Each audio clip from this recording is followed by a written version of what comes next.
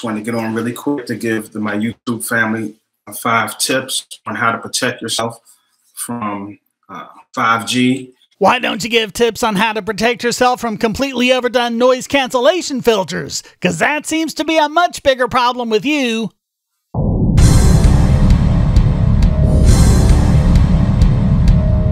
But I do want to give something to the YouTube family and the general public so that you can protect yourself from 5G, Wi-Fi, and EMF. What do you need to do to protect yourself from this?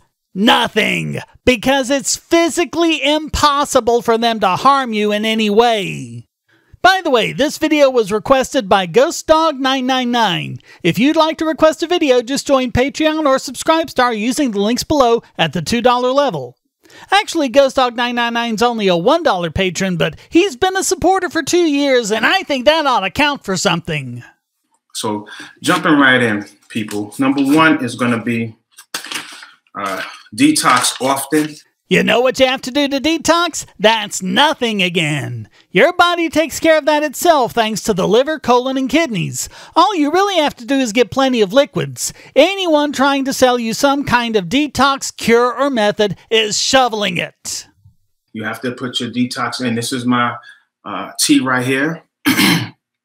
We call it skin tea. Yeah, so this guy's selling his tea as a detoxifying product. Will his tea help detoxify you? Sure. You know what else will work just as well? Plain water. There's a lot of cellular debris that begins to back up in the system because of these radio frequencies. By cellular debris, I'm pretty sure he means the waste left over after a cell dies, which is a natural waste product that your body handles perfectly well all the time. Your body can clear it away just fine without having to drink this Schmendrick's tea. Also, 5G and RF do not cause this. It happens when your cells die naturally. And radio frequencies cannot kill them. The waves are just too big to do that kind of damage to cell machinery, DNA, or cell membranes. In order for that to happen, the wavelength needs to be less than twice the size of whatever it is you're trying to damage. The smallest 5G wavelengths are 1 millimeter. Human cells are about 10 microns in size, so these wavelengths are 100 times the size of the cell. You'd need a 20 micron wavelength to start to have any effect on the cell, the equivalent of a 15 terahertz signal, way out of the bounds of the radio spectrum, and even then all it would do is take the cell harmlessly for a ride. You need wavelengths small enough to damage the components of cells. The membrane of a human cell is less than 10 nanometers thick. To have even a chance of damaging it, you'd need 20 nanometer wavelengths, which is in the extreme ultraviolet. In between radio frequencies and these harmful ionizing frequencies, you have the entire visible light spectrum. If you don't recall back, people were complaining about when 4G came out.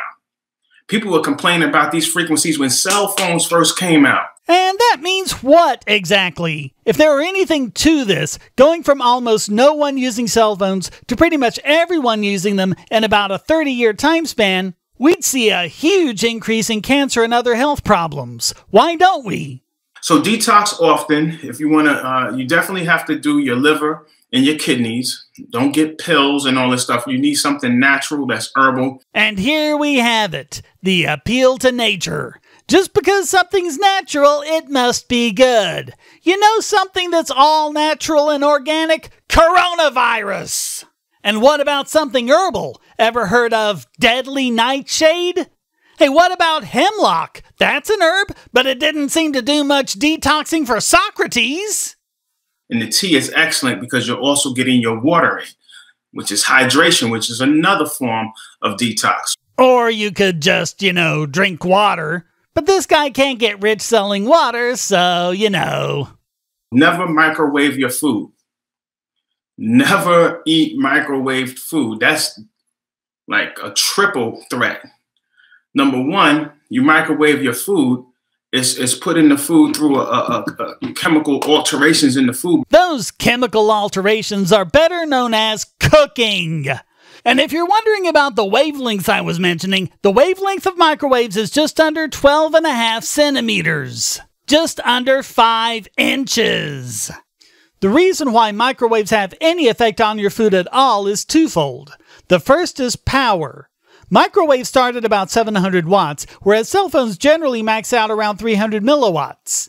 Second, the microwave is an enclosed space. That means that the waves reflect around in this confined area and create standing waves, which have a much greater amplitude than radio waves that are transmitted. But the effect it has on your food isn't anything magical, it just heats it up. That's all. It does with microwaves what your regular oven does with infrared. In fact, if anything, microwaving food might be better for you since grilling or frying, especially if you overcook, can create heterocyclic amines which could cause cancer. There isn't much of a chance of this, so no one go panicking over it, but it is something you don't get with microwaves. Also, microwaves actually retain more of the nutrients of food than other forms of cooking, again, as long as you don't overcook it. I went to a little research. Very little. Man, that stuff, those microwave ovens are banned in certain countries. Did you know that?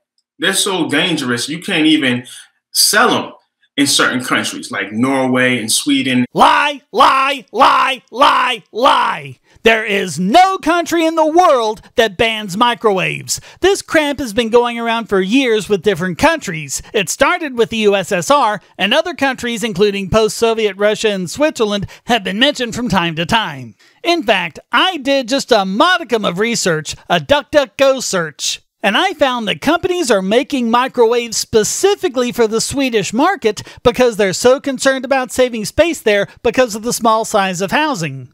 Why not err on the side of caution? Because first of all, that's not erring on the side of caution. Food will, if anything, be safer and more nutritious if microwaved than it will if it's cooked by conventional methods. Second, you're talking about the strong precautionary principle, which is invalid because it's self-contradictory. There are negative consequences of following the strong precautionary principle, and so according to the strong precautionary principle, we shouldn't follow the strong precautionary principle. But it's in the belly, right? Just like it spoke of in the book of Revelation. This stuff is... Oh, that explains it. The guy's a religious kook. You never allow children or adults, pretty much anybody, right, but especially children, to have those iPads sitting on their chest and pressed against their body. You know, there really is no excuse for this level of noise reduction, which is making this painful to listen to. First of all, it'd be better to have at least some noise than to try to put up with you sounding like a drowning robot. Second, you have a studio mic right there next to you. I mean, what on earth is going on in your house that's producing that much of a noise floor? Jeez. They're going to be on it, they need to have a certain amount of distance. It needs to be 6 inches or more. You know what puts out more harmful radiation than an iPad? A banana. Are you going to tell your kids not to eat bananas now? And it's not just bananas, which are radioactive because of the potassium in them, which you need, by the way, but basically anything you eat except seafood is radioactive, because anything grown on land, from cabbages to cows, contains carbon taken from the air. The sun converts some of that carbon from stable carbon-12 to radioactive carbon-14. So that's in practically everything you eat. Even your tea. Your wonderful tea has more harmful radiation than iPads do. I'm going to show you the tester. It's a home handheld device that can test for these waves. Oh, great. More products he's hawking. You're going to see even when you're not on it, it's emitting dangerous RF frequencies. Watch this. My phone isn't even on. See? See that beeping? When you put it right next to the phone. So if it's pressed up against your body, it's ridiculous. Are you sure it's not a stupid detector? Nah, it couldn't be. You would have overloaded that by now. Hey, thanks for watching. Please hit like and subscribe and keep these videos coming by donating, becoming a subscriber and getting special benefits, or even for free with airtime. And check out all the great content here, like this video selected just for you.